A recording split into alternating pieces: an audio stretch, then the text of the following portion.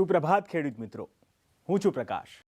ગુજરાતનો સૌથી લોકપ્રિય અને તમામ ખેડૂત ભાઈઓના ઘરે જોવાતો આપણા સૌનો ખાસ કાર્યક્રમ અન્નદાતામાં આપ સૌનું સ્વાગત છે। પ્રાચીન કાળથી માનવીની 3 જરૂરિયાતો કેન્દ્ર સ્થાને રહી છે અને તે છે અન્ન, વસ્ત્ર અને આવાસ। ન્યૂઝ 18 ગુજરાતીનો હેતુ પણ એ છે કે ખેડૂત ભાઈઓ કૃષિમાં ખૂબ સારો વ્યવસાય કરીને અઢળક કમાણી કરે। તો ચાલો આજના કાર્યક્રમના જાણી લઈએ મુખ્ય અંશો।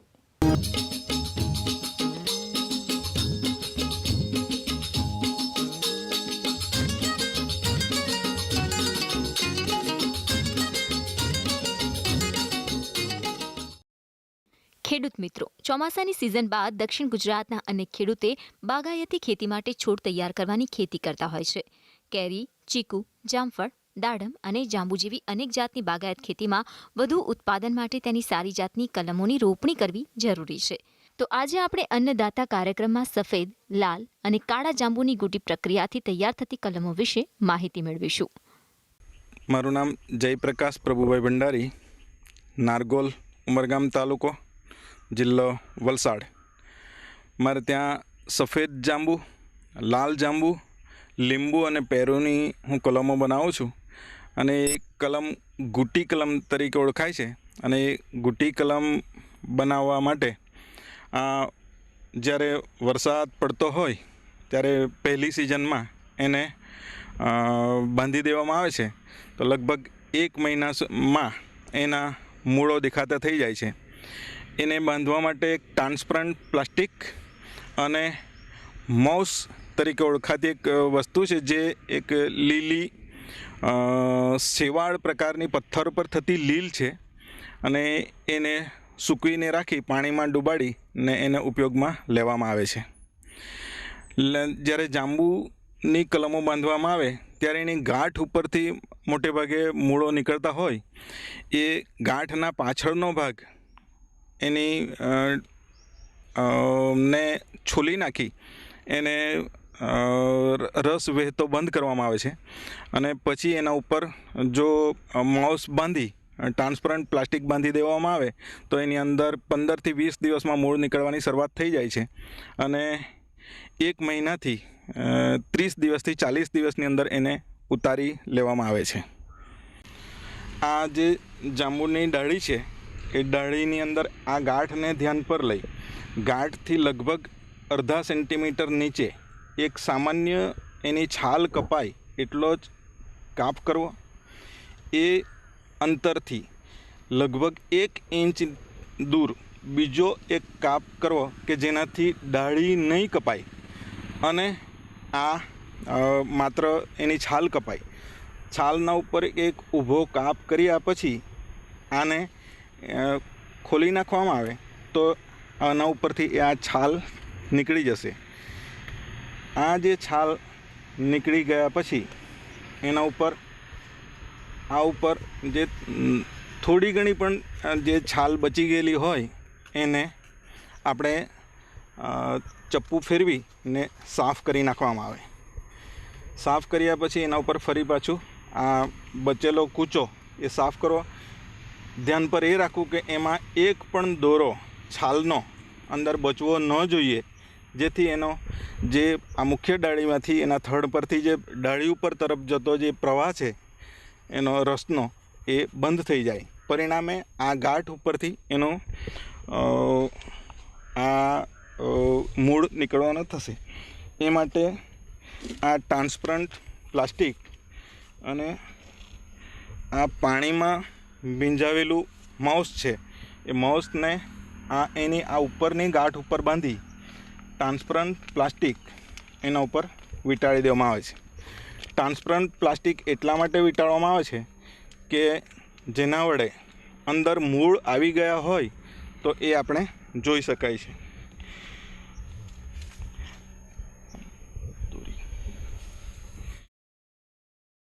હવે એ ટ્રાન્સપરન્ટ પ્લાસ્ટિક એના ઉપર વીંટાળી લીધા પછી એના ઉપર દોરી વડે આ જે ગુટી બાંધી છે એને ઉપર અને નીચે બંને તરફ ગાંઠો આવે એ પ્રમાણે આ ગુટીને બાંધી દેવામાં આવે છે, જેના વડે ભીંજેલું એનું માઉસ જે શેવાળ છે એ અંદર ભેજવાળું રહે અને વરસાદ જ્યારે પડે ત્યારે અંદર પણ પાણી એને મળતું રહે.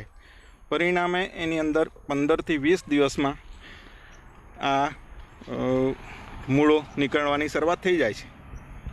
આ જે કલમની ડાળી કલમ બાંધવા માટે પસંદગી એટલા માટે કરી કે એ વરસાદની અંદર પડી ગયેલી હતી અને એની અંદર આપણે કલમ બનાવેલી છે.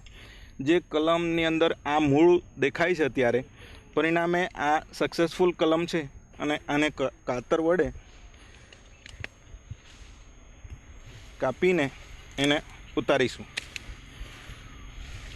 આ એની અંદર મૂળ આવી ગયેલા છે એ આપણે જોઈ શકીએ છીએ. જે ધીમેથી એને ફરી પાછી આ દોરીને કાપ્યા બાદ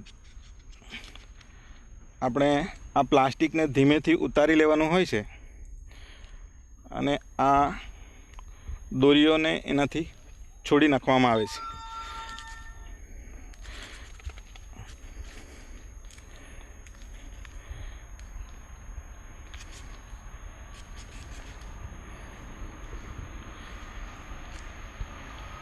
આ જ્યારે પ્લાસ્ટિક કાઢો ત્યારે એના ઉપર જે મૂળ આવેલા છે એ મૂળ આ રીતના હોય છે, જેને આપણે થેલીમાં હવે સીધું રોપી શકીએ. હવે આ એનો પ્લાન્ટ એનો તૈયાર થઈ ગયો છે.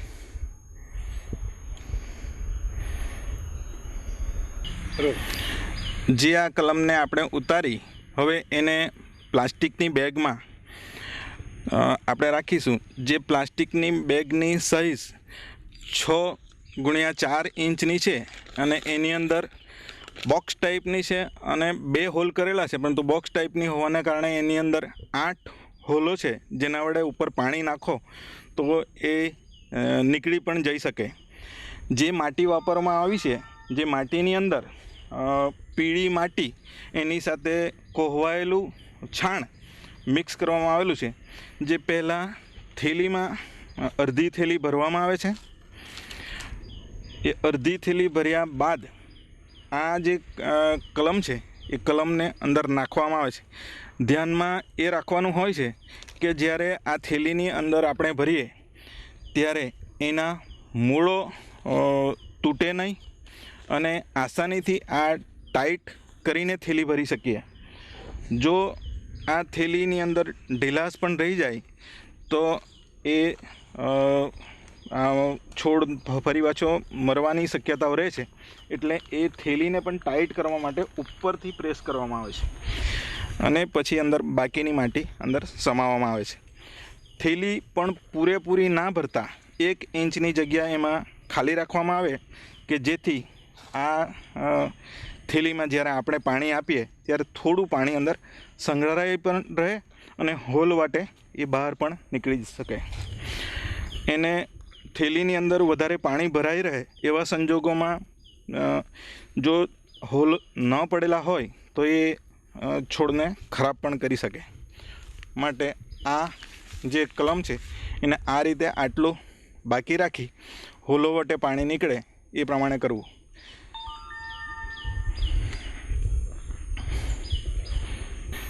બરાબર. હા, જ્યારે મારી વાડીમાં જે કલમો બને છે મોટે ભાગે એ કલમોનું હું પ્લાન્ટેશન કરવાનો હોય મારે ત્યાંથી જ સારી કલમો બનાવી ને હું એનો ઉપયોગ કરું છું. એ માટે અહીં એક નાનકડો લગભગ 40x60 ફૂટનો એક નાનો લીલા કપડાનો શેડ બનાવેલો છે. જે શેડ દ્વારા આપણે એનો બચાવ કરી શકીએ. જે કલમો બનાવેલી છે એને સીધી લાકડીઓ બાંધી થેલીઓ ઊભી રહે એ હિસાબે એને ગોઠવી દેવામાં આવે છે અને નાની સાઇઝના સ્પ્રિંકલર એની અંદર લગાડવામાં આવેલા છે. જે કલમો અહીં આપણે બનાવીએ છીએ જેની આપણે આપણા ઘરની હોય એને સારી ખાતરીવાળી હોય ને એ જાતે બનાવીએ એમાં આપણને સૌથી વધારે ફાયદો રહેલો હોય છે. જે પાંદડા અત્યારે સૂકા દેખાય છે એ શરૂઆતની કલમો ઉતાર્યા પછી એના મૂળ નાના હોવાને કારણે અમુક પાંદડાઓ સુકાઈ જાય છે, પરંતુ એની નવી પીલવણી આવતાની સાથે જ એ નવો ગ્રોથ પકડતો હોય છે. અને આવી કલમો પાછળથી જ્યારે નવા પિલાવણી સાથે એ ચાલુ થઈ જાય છે. જે આગળની ઉતારેલી કલમોના આ પાંદડાની પિલવણી હવે શરૂઆત થઈ ગઈ છે. જે તાજી ઉતારેલી છે થોડા દિવસ આગળની, એના પાંદડા અત્યારે સૂકા જણાય છે. હા, જે કલમો આપણે એટલા ખાતર આ કલમો બનાવવાનો હું પ્રયાસ કરું છું કે જેથી આપણા વિસ્તારની સારી જાતોની કલમનો આપણે ઉછેર કરી શકીએ. દુનિયાભરમાં ફક્ત ભારતમાં જ ખેતીલાયક જમીન સૌથી વધુ છે. તેથી મિત્રો, આપણે પણ ધરતી માતાને પ્રસન્ન કરીને અઢળક કમાણી દરરોજ કરવાની છે. અન્નદાતામાં મળીએ એક નાનકડા વિરામ બાદ. વિરામ બાદ શું છે આપના માટે ખાસ, એ પણ જોઈ લો.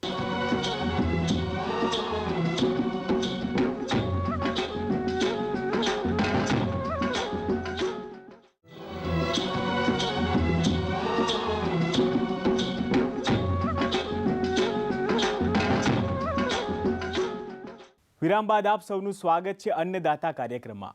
આગળ આપણે જે રીતે કૃષિ વ્યવસાયમાં મબલક કમાણીની વાત કરી, તે જ રીતે હવે જોઈએ આગળનો આ અંશ. જો આપ પણ આ વિષય પર ખેતી કરતા હો અથવા કૃષિ વ્યવસાયમાં આગળ વધવા માંગતા હો તો અચૂક નિહાળો અન્નદાતાનો આ ખાસ અહેવાલ. એન્કર 2. ખેડૂત મિત્રો, જમીનમાંથી સારો પાક મેળવવા જમીનની વૈજ્ઞાનિક ઢબે તપાસ કરવી ખૂબ જ જરૂરી હોય છે.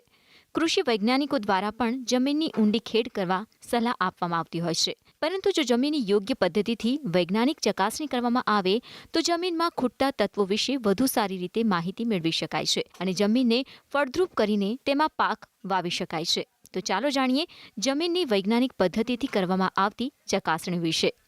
નમસ્કાર ખેડૂત મિત્રો, મારું નામ લલિત કુમાર ટી કપૂર, જમીન વૈજ્ઞાનિક, કૃષિ વિજ્ઞાન કેન્દ્ર અંબેટી.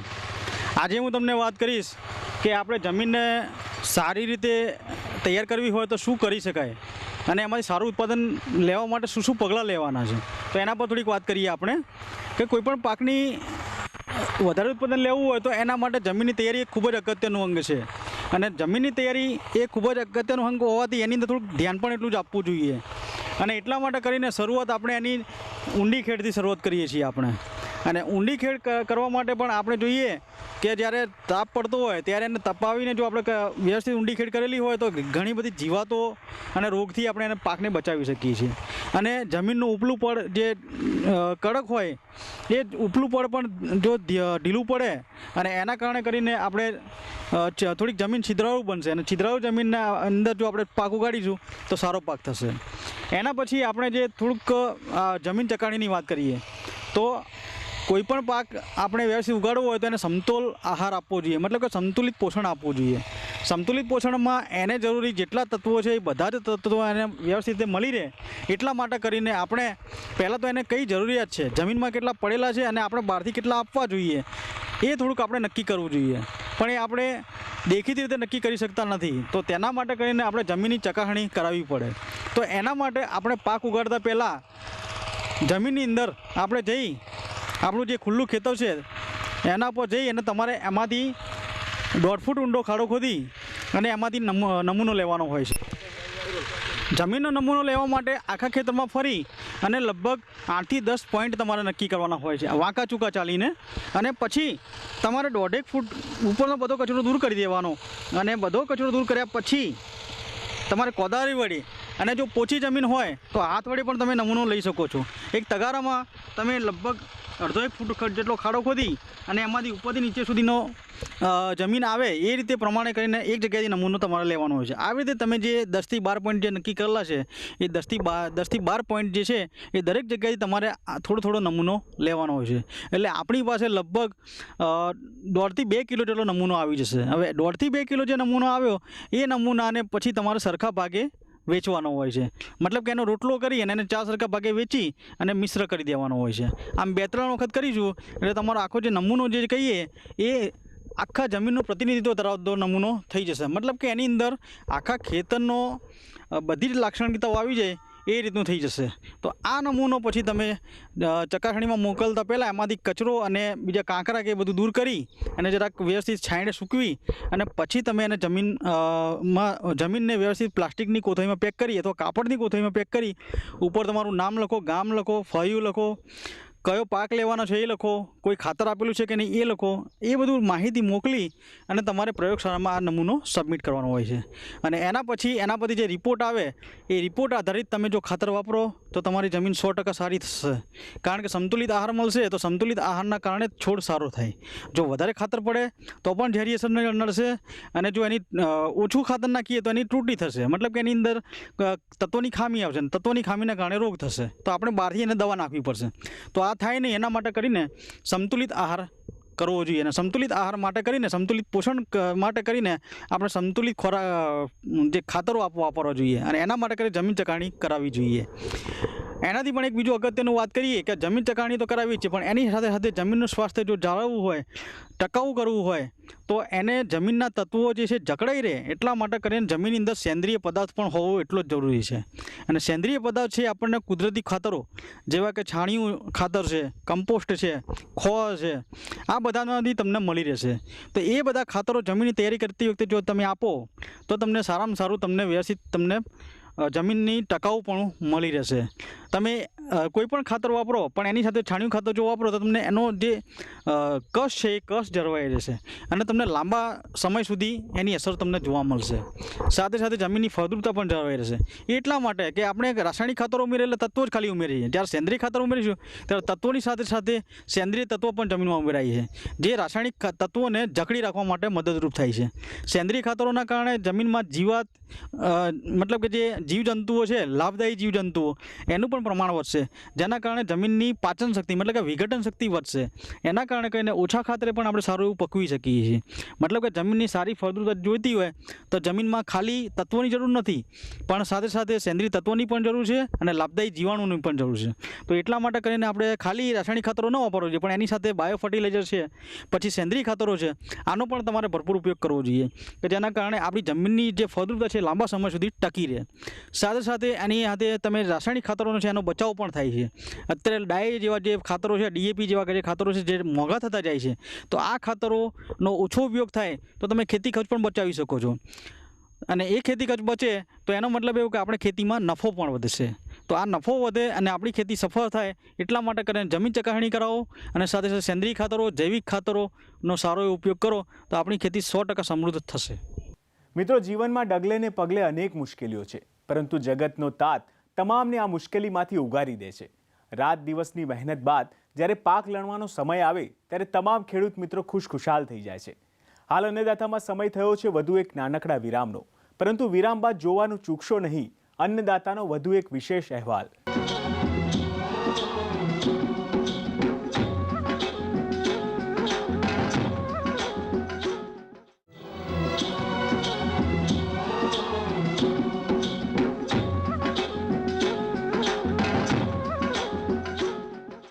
વિરામ બાદ ફરી આપનું સ્વાગત છે અન્નદાતામાં. ખેડૂત મિત્રો, ચાલો હવે જોઈશું કાર્યક્રમમાં આગળ શું છે આપના માટે ખાસ. કૃષિ વ્યવસાયમાં ટેકનોલોજી સાથે જો આપ પણ આગળ વધવા ઈચ્છતા હોવ તો અચૂક નિહાળો અન્નદાતાનો આ વિશેષ અહેવાલ. દક્ષિણ ગુજરાત અને મધ્ય ગુજરાતના ખેડૂત મિત્રો મોટા પ્રમાણમાં ડાંગરની ખેતી સાથે જોડાયેલા છે. ડાંગરનો પાક મેળવ્યા બાદ આ ખેડૂત મિત્રો તેનો સેન્દ્રિય કચરો જેને બાળી દેતા હોય છે, અને તેના પરિણામે જમીનમાં રહેલા બેક્ટેરિયા અને જીવજંતુનો નાશ થાય છે. પરંતુ આ જો સેન્દ્રિય કચરાને ડેડક પદ્ધતિથી ખાતરમાં પરિવર્તિત કરવામાં આવે તો જમીનને ખૂટતા તત્વો પણ આપી શકાય છે, જેના પરિણામે ઉત્તમ પ્રકારનો પાક મેળવી શકાય છે. તો ચાલો જાણીએ ડેપક પદ્ધતિથી તૈયાર થતા સેન્દ્રિય ખાતર વિશે. નમસ્કાર, મારું નામ ડૉક્ટર કે એ શાહ છે. કૃષિ વિજ્ઞાન કેન્દ્ર નવસારી કૃષિ યુનિવર્સિટી નવસારી ખાતે વૈજ્ઞાનિક તરીકે હું ફરજ બજાવું છું. ખાસ કરીને આજના જમાનામાં જ્યારે સેન્દ્રિય ખેતીની વાત ખૂબ જ વિપુલ પ્રમાણમાં ભારત નહીં પણ દુનિયાભરના દેશોમાં થાય છે, ત્યારે સતત સેન્દ્રિય ખેતી ઉપર નવા સંશોધનો કૃષિ યુનિવર્સિટીઓ ખાતે તેમજ જુદા જુદા સંશોધન કેન્દ્રો ખાતે કરવામાં આવે છે. ખાસ કરીને જે કંઈ પણ પાક પાકે છે એની ઉત્તમ ગુણવત્તા મેળવવા માટે અને સારું ઉત્પાદન મેળવવા માટે અને ઉત્પાદન વર્ષો સુધી લાંબા સમય સુધી ટકી રહે એ માટે સેન્દ્રિય ખેતી ખૂબ જ જરૂરી છે. અને એ બાબત ઉપર જે કંઈ સંશોધનો નવા થયા છે તેના વિશે આજે વાત કરીએ તો તમે અહીંયા જોઈ શકો છો કે છાણિયા ખાતરની મદદથી ઓછા છાણિયા ખાતરે અને કચરો જે કંઈ પણ આપણા ખેત ઉપર કચરો પેદા થાય છે, ખાસ કરીને નિંદામણ, અને અન્ય કચરો જે કંઈ પણ કોવાઈ શકે એનો ઉપયોગ કરી અને આપણે નેડેપ કમ્પોસ્ટની મદદથી આપણે ખૂબ જ સારા પ્રમાણમાં સારું સેન્દ્રિય ખાતર બનાવી શકીએ છીએ. તો એ બનાવવાની પદ્ધતિને આપણે નેડેપ કમ્પોસ્ટ પદ્ધતિ કહેવામાં આવે છે. તમે અહીંયા જોઈ શકો છો કે જ્યાં પણ નેડેપ બનાવવાનું હોય તે જગ્યા સમતલ હોવી ખૂબ જ જરૂરી છે.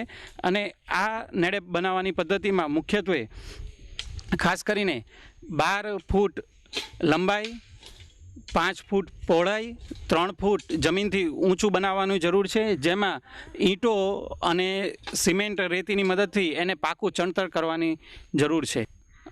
ત્યારબાદ ખાસ કરીને ચણતર કર્યા બાદ જ્યારે પણ નેડેપ કમ્પોસ્ટ બનાવવાની શરૂઆત કરીએ તો સૌપ્રથમ એમાં અંદરના ભાગે છાણ અને પાણીની રબડી બનાવી અને ભીનું કરવું ખૂબ જ જરૂરી છે. ત્યારબાદ એમાં સૌપ્રથમ નીચે થરમાં આપણે જે કંઈ પણ કચરો પેદા થાય છે, નિંદામણ અને કોવાઈ શકાય એવા પાંદડા સહિતનો કચરો આપણે આ નેડેપ કમ્પોસ્ટમાં ભરવામાં આવે છે. અને ત્યારબાદ તેની ઉપર 100 થી 125 લીટર પાણી લઈ અને 10 કિલો છાણ લઈ અથવા તો રબડી આવે એ છાણની રબડીનો ઉપયોગ કરી અને એની ઉપર ફરીથી બીજું એક 5 થી 7 સેન્ટીમીટરનું થર ભરવાનું હોય છે. આ રીતે અને ત્યારબાદ એમાં ત્રીજું થર ઉપર ફરીથી 5 થી 7 સેન્ટીમીટરનું સારી માટી જે કંઈ ચારેલી છે એ સારી માટી ભરવાની રહે છે.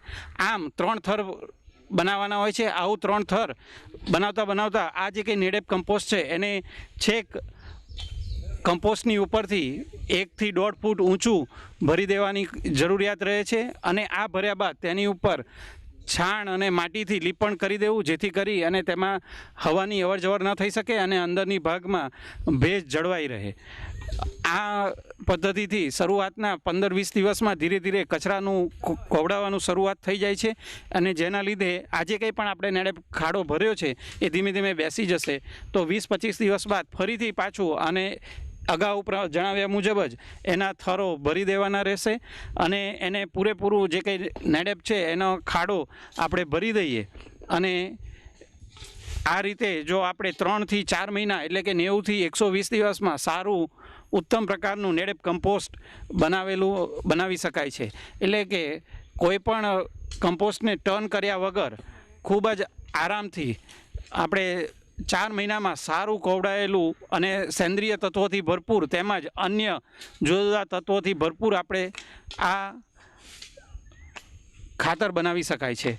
ખાસ કરીને આ ખાતર એ સેન્દ્રિય ખાતર કરતાં અને અન્ય ખાતર કરતાં એમાં પોષક તત્વોની માત્રા પણ વધુ પ્રમાણમાં હોય છે. અને આવું ખાતર જમીનમાં નાખવાથી આપણા જમીનમાં સેન્દ્રિય તત્વોનો ઉમેરો થાય છે. સાથે સાથે જમીનની ગુણવત્તા પણ સુધરે છે, જમીનમાં પાણીનો સંગ્રહ પણ વધે છે અને નિતાર શક્તિ પણ સુધરે છે અને જમીનની ફળદ્રુપતા પણ વધે છે.